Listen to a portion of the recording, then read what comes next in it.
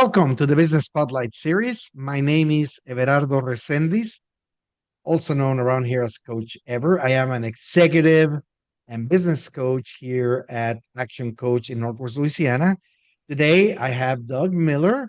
He's the CEO of Wildcat Brothers Distilling from Lafayette, Louisiana, as my guest. And we're going to be talking about this business, the journey to business ownership, challenges, best practices, and share a peek into what it really is like to build and operate a business. If this is your first time on the channel, please be sure to like and subscribe to get notifications when we drop new conversations just like this one. And so, without further ado, Doug, welcome and thank you for being here today. Thanks, Coach. It's exciting to be here. I've been looking forward to this opportunity to spend some time with you and your listeners. And, I always say, ask the tough questions. Those are the most fun. We're going to get into it in just a minute, but would you give us a quick overview of your background and a little bit about Wildcat Brothers? Sure. Um, I spent over 20 years in the energy commodity trading business in Houston. That did not prepare me for a career in distilling. But I jokingly say everyone has that if I win the lottery dream moment. And mine was actually, I was going to go push a broom at a winery and just have fun with that. Well, 2019, one of my fraternity brothers dialed me up and said, "Hey, Doug, you're never going to believe what I'm getting ready to do." What he was getting ready to do was to buy a distillery that was pretty much going out of business. It was a one-man operation. Guy was pretty good at making juice, but he was not good at sales and marketing, which we all could use some help with that at times. And so a couple of days later, I called him back, never thinking about distilled spirits, and said, "Well, are you going to be looking for investors?" And he said, "Well, yes, but I don't even know what that looks like." So we started talking, and I really liked what he was going to do. And the distillery is a rum distillery in the heart of Cajun country. It's using all the great sugar cane that we have in southern Louisiana.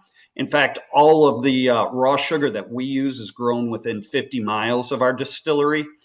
And I just liked the way that we would be able to connect to the community, be a part of that agribusiness that's there, and at the same time getting into the adult beverage industry was kind of a back thought that I didn't think would ever happen. So yeah, it was not a normal journey, that's for sure, and have learned a lot along the way. And I hope maybe I can share some of the pitfalls with your listeners so they can avoid some of those. So, I love it, and I've been going over your website, and I know you have several of these. Let's call it types of rum that you have. Which one do you like best? You have the Noir, the Fifelet, is it, and then the Sweet Filet, Crude. yes. Yes. So I always say they're like children, but I do have a favorite child. And the Noir is my favorite. And so it's kind of interesting in the fact that we make a little bit different style of rum. So neither myself or my business partner were rum drinkers when we got into this. But the Cajuns have a philosophy of use what you have. And with all that sugar cane, we knew we needed to make a rum. But as a former bourbon drinker and my partner a former Canadian whiskey drinker, we decided that we were going to make our rums in a flavor profile that suited us. Thought being, if the business went belly up, we could drink the inventory away. Oh And yeah, but certainly a backup plan for sure. there you go. You always have to have a plan B. And so with the Noir, it's actually aged in a bourbon barrel, used bourbon barrel. So it has a bourbon-esque feel to it. So for me, that's the perfect drink just to sip along the way. But just like children, I like Sweet Crude and I like Fee Filet, but Noir would be that favorite child who's out of the house and has their own job. So it's Noir, Yes. Filet, Yes. and Sweet Crude. That's correct. Okay. Okay. Great. Great. So,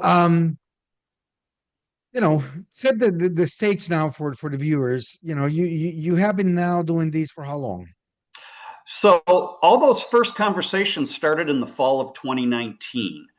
And we had built a business plan around buying a piece of property and building a destination distillery out of. And so we bought a fairly large property with quite a bit of history in the Lafayette area, just south of the airport, called Gator Cove. It was an old restaurant complex. And so we bought that in December of 2019. During this process, we were going through a rebranding to bring it up to what our standards were, buy new equipment, improve the recipes, and just getting ready for a relaunch. And that relaunch took place the second week of March 2020. Unfortunately, something else happened that week, and that was the first I week cannot of think of COVID. what it could have been. March 2020. Yes. So at that time, we were wondering if we should get our old jobs back, but we persevered through. Everyone tended to say, "Well, that was a great time. Everyone was drinking liquor." Well, they weren't drinking our liquor because we weren't out in the market yet. Yeah. So the next couple of years presented a lot of challenges to us just to kind of stay afloat. And finally, last year, the beginning of last year, we went back to that original business plan that we had written in 2019 and really started to execute on it. And I'm happy to say it was a good business plan because things have been much better So hold since on, hold that on. time. Let me get this straight. What you're saying to me is that you had a plan Hmm. that was a winner, which is, why you decided to go and invest this money, right? Hmm. Yep. Then something happens, right? That it's Hmm. unexpected. It throws you off scent, right? And Yep. it takes you 3 years to come back to that plan. Yeah. Yeah. How'd It's that happen? we were the proverbial ducks paddling to beat all underneath the water and trying to remain calm above it.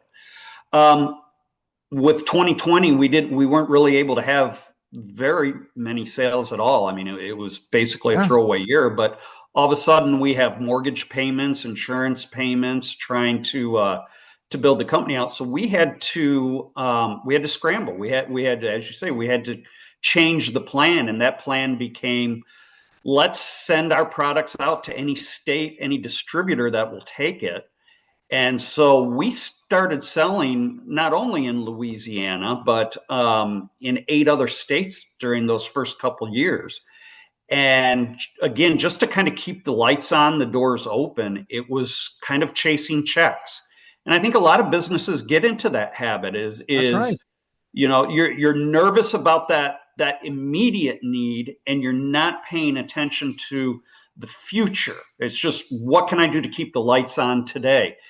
And so after 3 years of doing that, we finally said, wait, time out.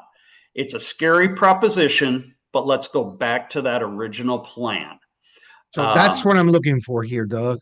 mhm. What was the trigger for this?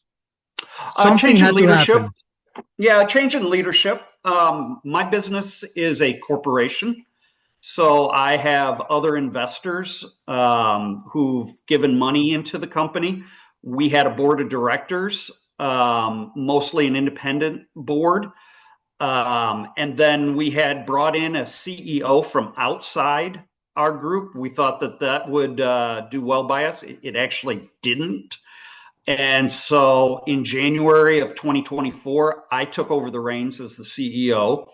I asked most of the board of directors to step down because I was going to go in a different direction, one that they were not prepared to be able to offer support for, and said, if we're going to make this business work, we've just got to change everything that we do. And part of it was, we weren't turning a profit at that point. We had accumulated debts during the COVID years that we needed to get paid off, and we just realized at that point was a great time with all the changeover to go back to that original plan. That is awesome. That is awesome. Look, I mean, I know you cannot describe it for people to get, okay? Mm-hmm. But these turning points, um, they're tough. They Yeah, take everything out of you, I mean, to come and face, the people that have been supporting you, and mm, and having those tough conversations about, I know this isn't what you signed for, and this is not what you signed up for. This needs to right. go in a different direction if we're to survive. How did they take it? How did that work out? Yeah, actually better than I thought because most of our investors came in before the original launch in March of 2020. So they had seen the business plan. And after 3 years of not seeing the progression and all that, they had become a little fatigued. So they had disconnected a little bit. And when we made the choice to go back to the original plan, and at that time, we also were very conscious about over communicating with our investors, over communicating what we were going to do, what we were doing, what we were going to change, how we were going to go back into the original plan. And I actually think it energized our investor base. I don't think our customers would have necessarily noticed a difference, but with more of a focus on the actual distillery operations, the tasting room operations, there was a lot more emphasis on bringing people to Lafayette to our location. We didn't ignore the out of state markets that we had. We just didn't put as much resources into it. We wanted to keep those resources local. So you may even say that our customers saw a significant jump locally. Love it. I love it. You go back to your roots, you really focus on what you had originally planned to do, and then things really start taking shape, right? Yeah. Yeah. Um, Now, you mentioned something very important, that a lot of people going into business, of course, they may feel inadequate, or they may feel that they don't have the goods, right? Mm-hmm. And they choose to put that responsibility on other people. Yeah. And so you went to that experience. What would you say to somebody who's thinking in those terms?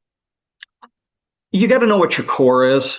The mistake we made was we brought someone in who didn't value Louisiana and certainly didn't value Lafayette. We thought that their experience would allow us to sell more. I think in hindsight, it caused us to sell less. If you're going to be a community company, and I think every small business should be a community company, That's you right. have to focus and honor and respect your local company or your local community first. If you're not going to do that, I mean, those are the people that should be the easiest to support you. And if you don't have their support, how can you expect to have the support of someone 1,500 miles away and such? So just always remember where you're at. Remember who your first market is. You may have several markets, but remember who your first market is and make sure you're taking care of them.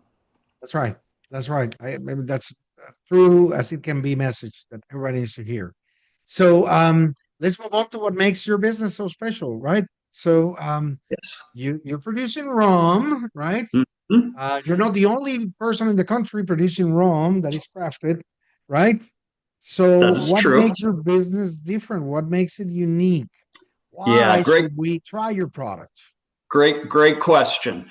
As I mentioned earlier, me and my business partner were not rum drinkers. And we were very much against the idea of being the 792nd Caribbean style rum. We were living in the Napa Valley of sugarcane, the absolute best sugarcane in the world. And so we wanted to work directly with those farmers. We wanted to know where our cane was coming from. We wanted to source it as locally as possible.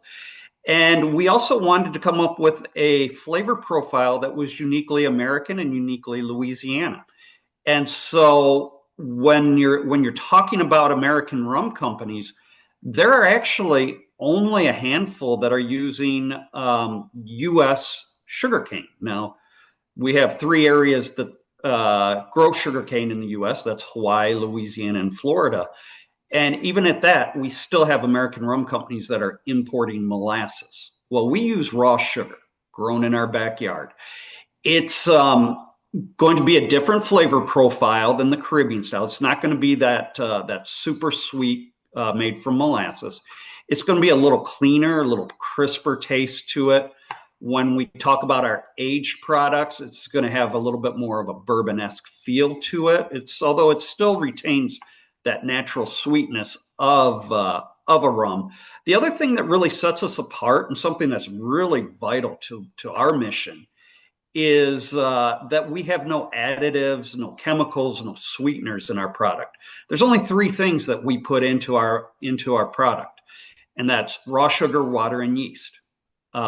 We distill that through, and there's our white rum, sweet crude. We always say that sweet crude is our universal donor because everything else we make starts with that. The Right. noir that you and I were talking about previous, the only difference between that and our white rum is the introduction of wood to it. So aging it in a used bourbon barrel, and we bring in local woods, hickory, persimmon, cherry, pear, and plum in a chip form to help age the younger portion of that rum. So really, there's no additives, there's no sweeteners, there's no colors, and as I found out in the last 5 years, that's actually very unique in the rum world. So. Very, very cool. And so, what's one thing that you wish more people knew about Wildcat Brothers Distillery? Well, I always wish more people knew about our brand so we'd have more sales, of course. But I think the biggest thing is that the rum industry in Louisiana is tremendous, and so start at the higher level. Is that I'd actually love to see, much like Kentucky has its own bourbon trail, I'd love to see Louisiana with a distillery trail. There are, I will say the word competitors, but they're very much colleagues, very friendly, making many different types of rums. It's just amazing, and they're amazing people. In fact, I'll even go so far as to say all but one of the distilleries in the state of Louisiana are locally owned, and interacting with all of those people is great. Now, taking it to a Wildcat Brothers point of view, I would like people to know that we are the only ones in Louisiana using raw sugar and an open air fermentation. In fact, we're the only ones in the continental USA doing raw sugar and open air fermentation. The open air fermentation also gives a different flavor profile. It gets all And that Louisiana taste into it. absolutely. I mean, don't go and hide that natural sweetness. I mean, that would be a crime right there. That's like putting tomatoes in your gumbo, right? Please don't go there. All right. So, well, that always leads me to the question about, what do we do to promote it? How do we get the name out there for more people to Yeah, get curious and try it and maybe become, your right. fans? Right. What do you do marketing wise?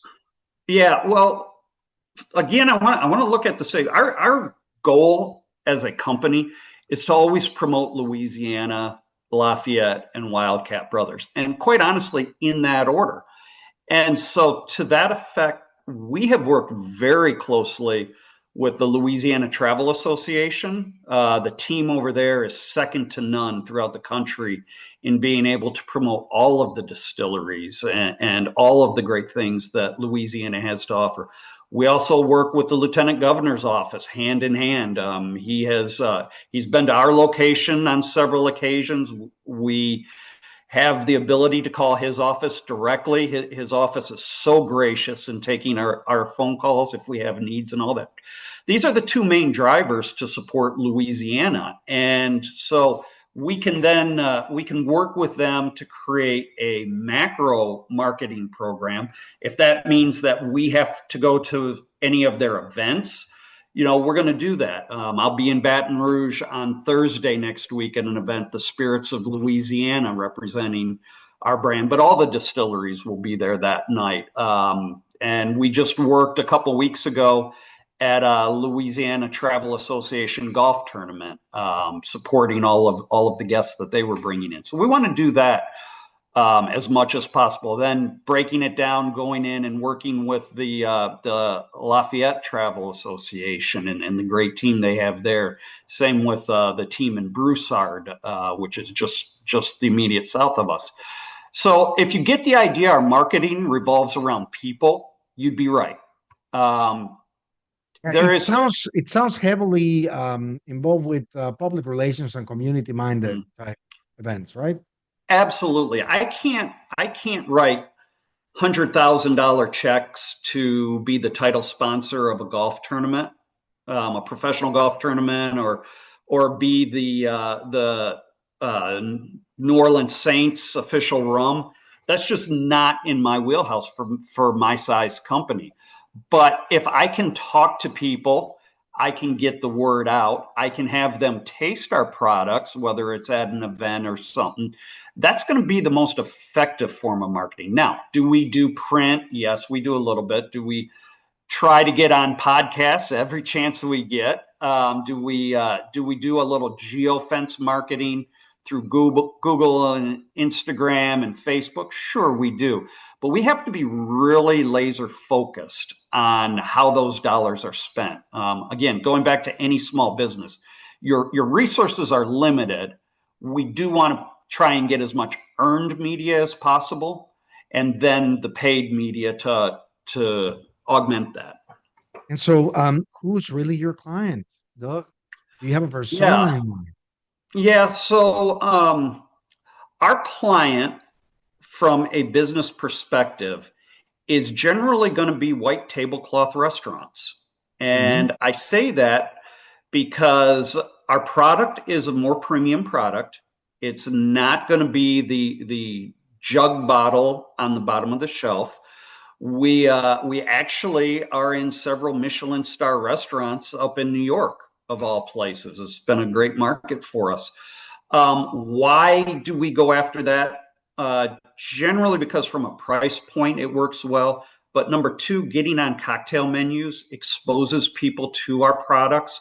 They may taste it at their favorite restaurant and then seek They'll to look for find you. it in the retail Yes. stores. Yes. So now we are data nerds. We know that our number one customer is females between 40 and 55. That's and in fact, Interesting. females make up 52% of our sales. Um, so, Oh, so very important to track that. So even though we are Wildcat Brothers, we never want to forget about the Wildcat Sisters. And so making sure that we're marketing that way is important. When we find that men are purchasing, they're purchasing a very specific brand, and usually that's our noir. Whereas women tend to buy our white, our sweet crude, or our spiced fee fillet. And so knowing how those numbers work and where it is, it allows us with the small dollar spends that we have to very specifically target. We're obviously not targeting to college students and all of that. We're looking for ideally people who have a little bit more experience in you're experiencing looking liquor. for that discerning taste. I am, and one of the things that is really important to us is people drinking responsibly. Now, we do have to put that for legal stuff and all that, but we believe it, and we see that there are dangers associated with the irresponsible use of alcohol in any of its forms. And we want to educate our customers as to how you can have a great time and celebrate and still be responsible. That's right. That's right. Well, let's now fast forward and look at what comes next. So, where do you see these business going in the next 3 to 5 years?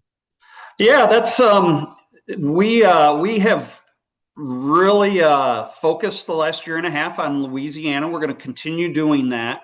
We have started taking on a little bit different style of business, and that's what we call contract distilling.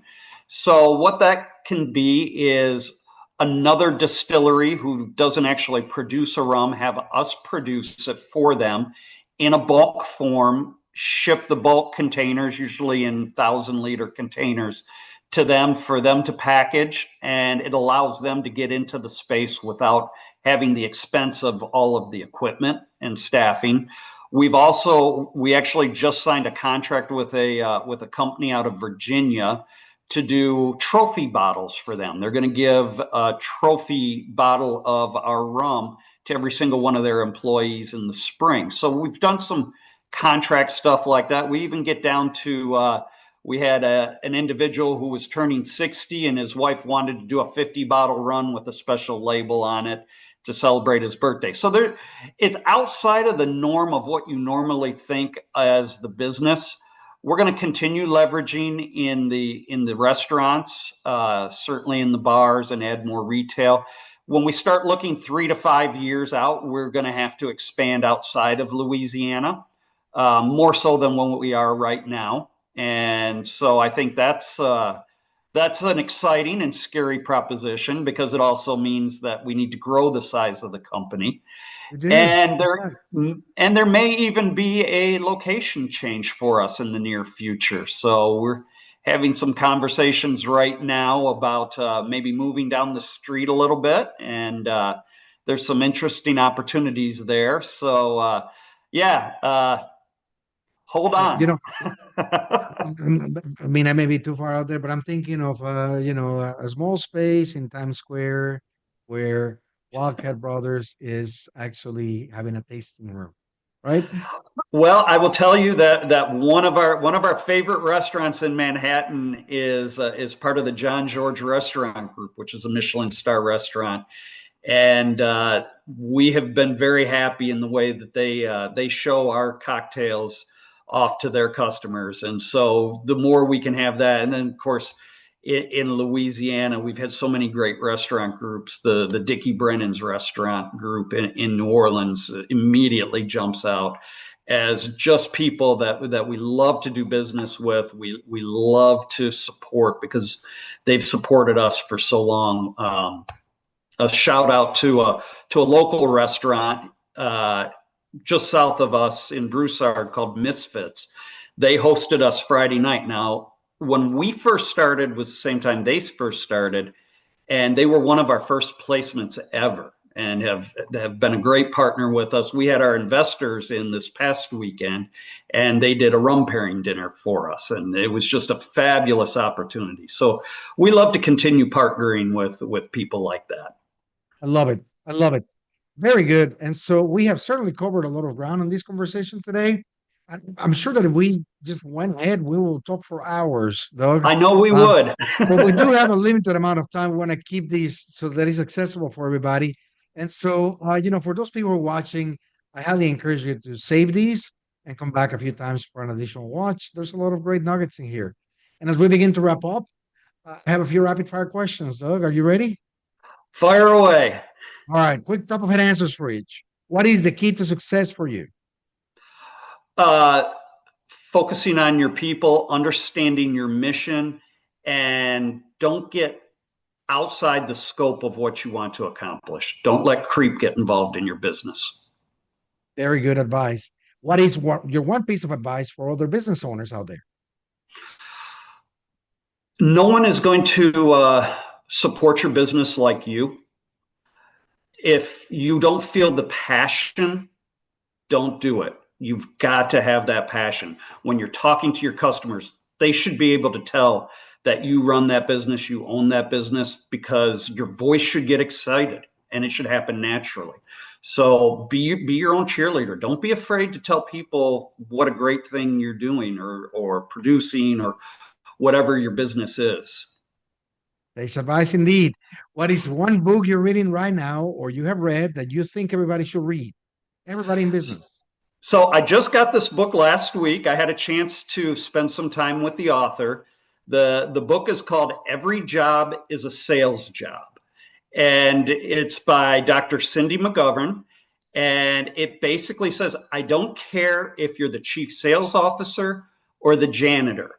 Every job is a sales job. And it gives examples of how you can be a better salesperson just by what you do every day.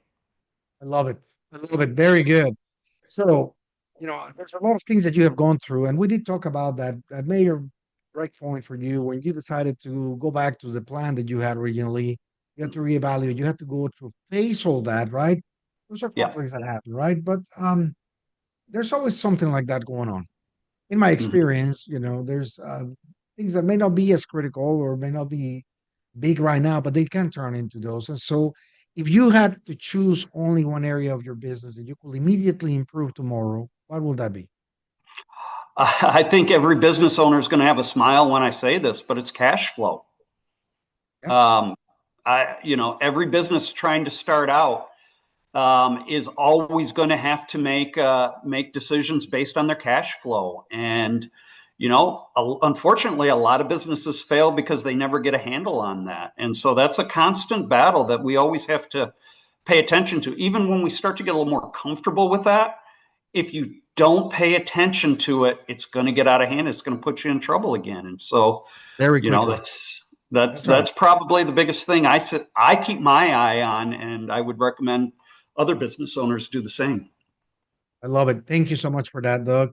Well, before we get into the final question of the day, how can other people learn more about you and your company? How can they get in touch? How can they get their hands on this sweet rum of yours? Yes, absolutely. So our website is wildcatbrothers.com. There's a lot of great information on there about how we actually produce our products. There's some videos of our location and working with the farmers nearby. But there's also the opportunity to purchase our products off of our website. We can actually ship throughout the continental U.S. off of that site. And I tell you what, just for your listeners, if anyone wants to buy any three bottles, one of each of those Heritage line, we'll do free ground shipping if they type in the coupon code Wildcat. Love it. Well, thank you so much for that. We really appreciate it. Absolutely. Now, if I didn't want to buy three different bottles and I wanted to buy three of the same, which one should I buy, Doug? Well, the question I would always ask is, what is your favorite drink? When you're at home and you just want to enjoy a nice drink to wind down, what would you be drinking? My case, Scotch, single malt. Okay, beautiful. I like how you think. I'm definitely going to direct you to my noir. Okay. That is going to have probably the closest flavor profile. You're going to enjoy it either neat or on a rock. You're not going to. You maybe if with your scotch you like to drop just a little water in it, then that's definitely the way to go. Now, if had you told me that you like a glass of tequila, I would have directed you towards our white rum, which really just Which I explodes do with enjoy too flavors. here and there. Well, okay. So my mother actually told me that our white rum makes a good rum rita. And so we have been drinking rum ritas there. And then now we're into fall, and you get a little smell of our fee fillet, and it will remind you just like grandma's house at Thanksgiving. It goes great with all the cider. There's the pitch across all three. Love it, love it, love it. Thank you so much. And so, for the final question of the day, Doug, what do you find is most inspiring for you these days? Yeah. So you made a comment a little bit ago about businesses always having that moment where they have to reevaluate. I'd probably argue that if you weren't having those moments on a regular basis, a couple times a year, then you're not growing. And so, what really inspires me is new things. And I'll give the example. I mean, we've heard so much about AI in the last 6 months to a year, and I think that conversation is only going to increase over the next couple of years. The different things that you can do with I find so creative. But even as simple as a new product, and I'll stick to my industry.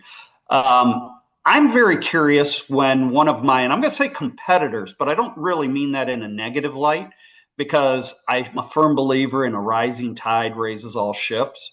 And Yes. so when one of our distilling friends comes out with a new product, I'm always anxious to try it because I think as we all elevate our game and produce great products, it's great for all of us.